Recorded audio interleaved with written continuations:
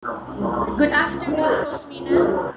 Good afternoon, ma'am. Okay, Rosemina, can you tell me about yourself?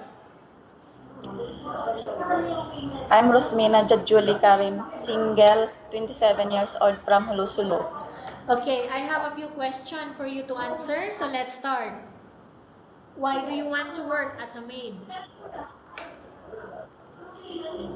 Because I want to earn money for my family. Okay, why you choose Malaysia when there is a lot of other country? Ma'am, I choose Malaysia because I want to get experience. How are you qualified for this job?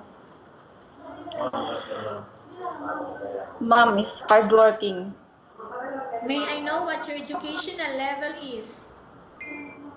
Ma'am, I'm college graduate. What is your recent working experience? Ma'am, my recent work experience, I'm sales lady. Have you worked abroad before? No, ma'am. Do you have experience of taking care of baby? Yes, ma'am. How about elderly? Yes, ma'am. Do you have any other special skills? Yes, ma'am. Are you willing to learn new skills? Yes, ma'am. Are you willing to work with a family where the mother-in-law or any relatives stay together? Yes, ma'am. Currently, are you still working now? No, ma'am. Do you know how to cook? Yes, ma'am. What sort of food can you cook? Filipino food, ma'am. Okay. Are you aware that you will have to do washing, cleaning, ironing, and cooking? Yes, ma'am. From all the house chores that I mentioned to you, which do you like most? Cleaning and washing, ma'am. You are not allowed to use handphone during working hours. Yes, ma'am. You are only allowed to use handphone after you finish all the works and when going to bed. Yes, ma'am.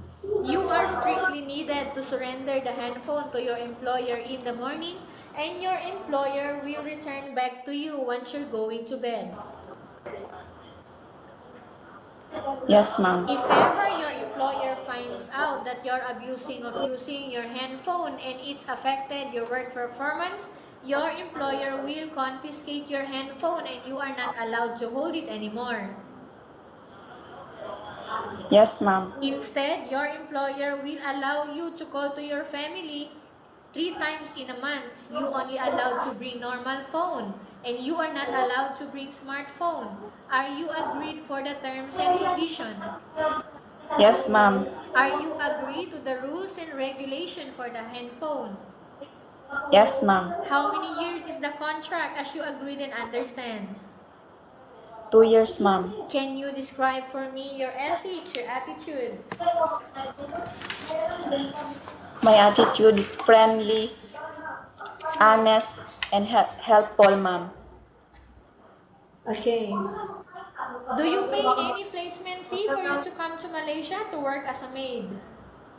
No, ma'am. Okay. How can you assure to us that you will work hard in Malaysia?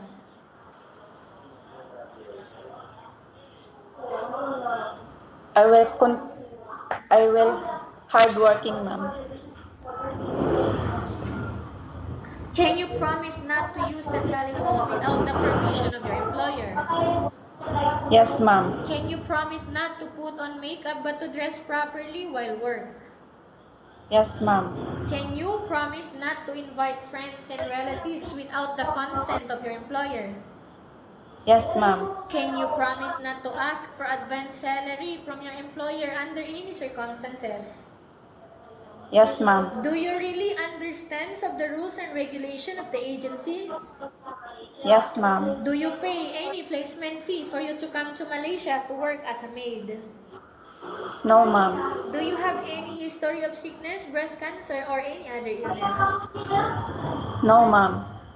Do you suffer from any skin diseases, allergy, or physical defect? No, ma'am. Do you smoke? No, ma'am. Have you undergone any operation? No, ma'am. Are you medically fit or are you fit to work? Yes, ma'am. Are you allergic with any food? No, ma'am. Are you preferred to work for the employer of any race? Yes, ma'am. Are you preferred to eat the type of food taken by your employer? Yes, ma'am. Are you afraid of being left alone in the house? No, ma'am. Are you afraid of dogs or other pets?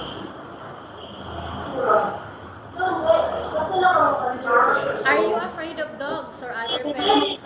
No, ma'am.